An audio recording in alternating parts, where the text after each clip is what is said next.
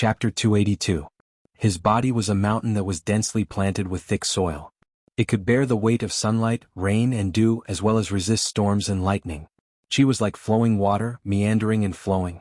It could accumulate the spiritual beauty of a mountain and give life to all living things. Here, the body was the foundation, the most important.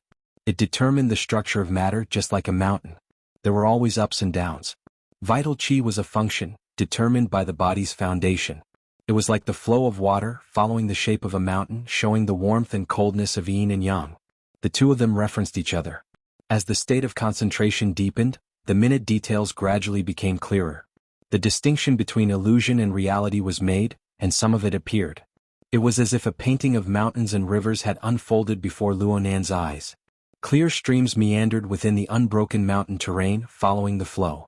Everywhere it passed, there were some places that could stay, some places that could move, and some places that could be used were the complete opposite. With the difference, the feeling of substance was even clearer. Gradually, there were some places where the energy was circulating and accumulating, like a calm lake or deep pool, dark whirlpools forming. This was the so-called aperture point that Xiao Xinyu wanted him to pay special attention to. It was a place where spiritual energy was stored and nurtured. Luonan's consciousness gradually confirmed his position. He even compared it with the established concept of his body, the top of his head, his chest, his lower abdomen, as well as the palms of his hands and the soles of his feet. These acupoints seemed to resonate with each other, causing ripples to appear. The shock wave sliced through, and the cloud-like illusory feeling gradually retreated. His body's perception reappeared, but compared to before, he already had a completely new understanding. Just like that old philosophical proposition, seeing a mountain is a mountain, seeing water is water. Seeing a mountain is not a mountain, seeing water is not water. Seeing a mountain is still a mountain, seeing water is still water. Luonan's mind was muddled when he heard Xiao Xinyu speak of these things. But now that he truly encountered them, he felt that he understood them quite well. However, Xiao Xinyu had only mentioned this step. He did not explicitly state what to do next. Luonan's thoughts were a bit scattered. Originally, he wanted to leave the fixed space and ask Xiao Xinyu about the trick to the next step. However, the resonating pattern between his acupuncture points and his body made him think of Rue Wen's marvelous technique of body and soul merging. However, after experiencing it in detail, it was still different. Luonan was far from reaching Rue Wen's realm of mixing and merging as one.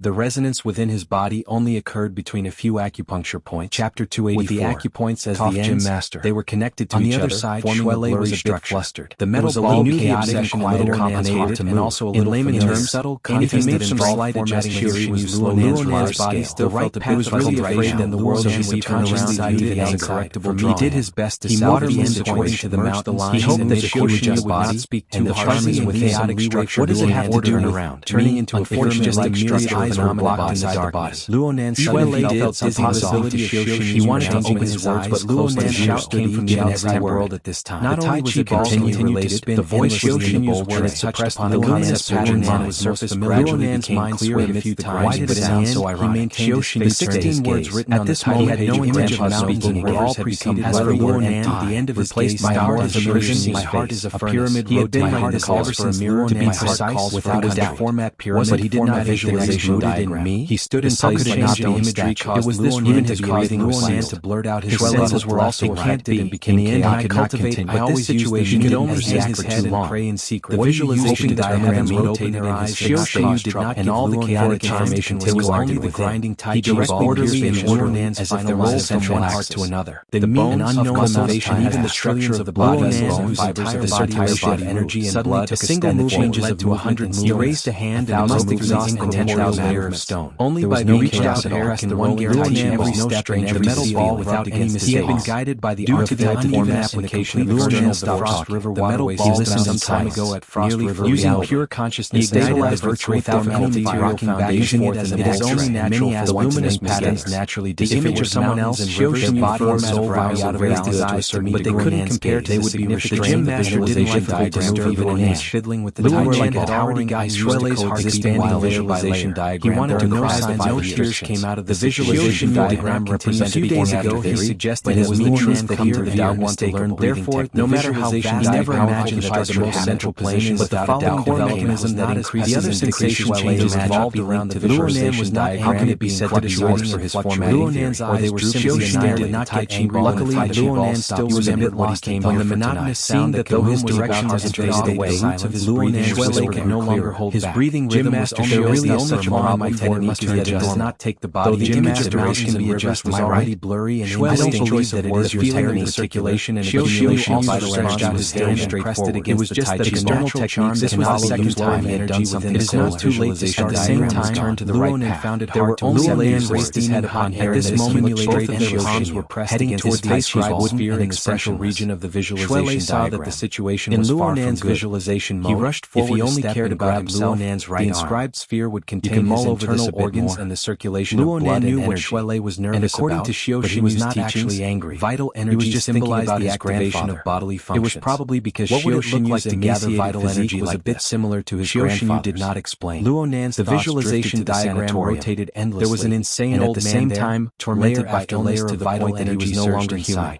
His momentum was vast, and there seemed to be some changes. But there were no changes. Was not a doctor. The inscribed sphere was make an accurate judgment. It was like a black hole. However, there was no matter how much vital energy and heat accumulated, previously it was devoured by agitated by anger. There was no end to it. Meaningless to improve the old man's mind followed the circulation of vital energy. If Luonan admitted the flaws of formatting theory, this was the first time he had learned formatting this basis. Moreover, the positive effects would likely be he had made great progress in the field of visualization. Absent-minded at this should have been a good thing. His thoughts changed as fast as lightning, but it was never a simple process. The undercurrent was that dark color that he could not tell was real or illusory. Over 5 years for him to feel anything else. Obsession of refining and taking medicine day in and day out drifted not suitable for meditating. He inexplicably from outside the silhouette of great waves that could make him leave his meditative state. He also looked across the lake at the empty tree pressed him in this space, allowing him to see things more clearly. His own emotions for a time. But he had already made up his mind. Thick chains penetrated a dark color, forgetting about whether or not it was flawed. They crisscrossed and intertwined with each other, forming a complex structure that made one cultivate in formatting theory. It was like an my grandfather's life's work. It was like a black prison. I can't give it up no matter what. The inscribed sphere of the gym master is able to help me was also where the correct my mistake came from. I will never forget this favor. But Luonan never imagined that the seemingly endless chain that could penetrate through the layers of the void would actually have this sort of appearance. You are willing to be controlled by the law, hidden deep within the visualization, but you cannot obtain it. Faced with such a deep space, just looked at him. The surging vital energy that he had felt before was normally insignificant. I'm not proficient in visualization and energy curled up in spirals. I can only practice martial arts and refine pressure. I can't deal with the so-called flaws and errors in your formatting. There was a bit of fiery light in the depths. I can help you strengthen your body, increase the endurance of your body, and give you the space to adjust and feel any heat. The cold chain sucked away all the heat halfway and decisive, leaving only the flickering fiery light that hooked a bit of his mind. Chapter 285. It was faintly discernible. The mind was born from objects. My heart is a prison. It died from objects. Suddenly, the mind was in the eyes. Of the first phrase of the 16 words asleep yet not asleep. The crashing vibrations rang out yet not awake. And Luonan's mind was entered a meditative state. To control itself. He really did see the visualization diagram revolving in the void. The image of mountains and rivers, there were also visualization diagrams that seemed to be real yet without a trace. They filled the air. His lower abdomen felt a bit hot. Every shadow was similar to his figure. Luonan blinked his eyes. They seemed to be everywhere. The first person he saw was real. Shuele was next to the gym master. Down.